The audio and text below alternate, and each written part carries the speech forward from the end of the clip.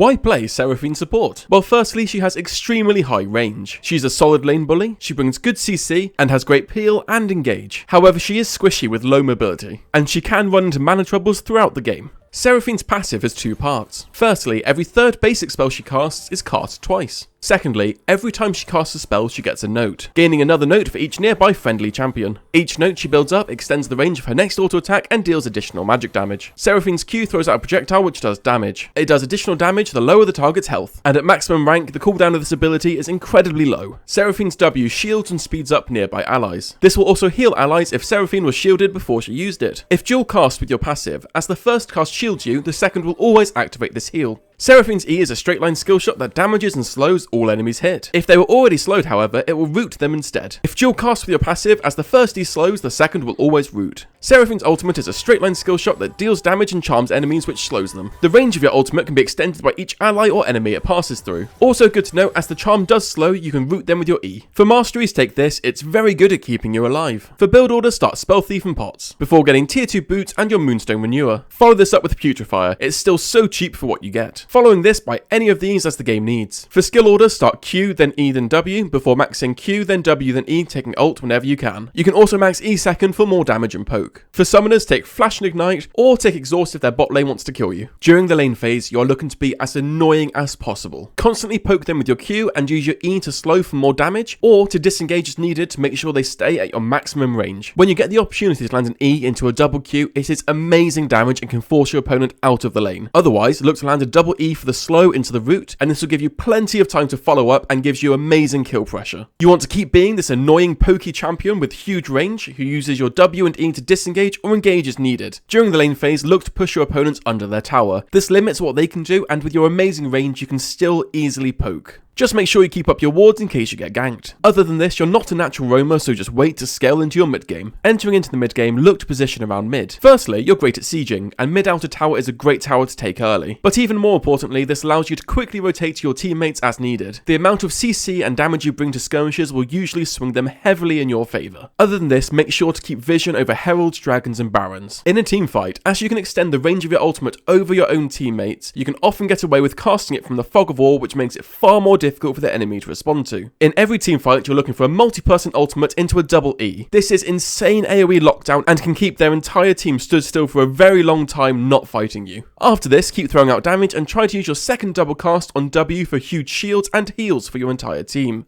Entering into the late game, keep vision set up to look for picks. With your amazing range, you can often do this safely from Fog of War. Otherwise, stay grouped with your team and look to keep using your ultimate followed by your double E in every team fight.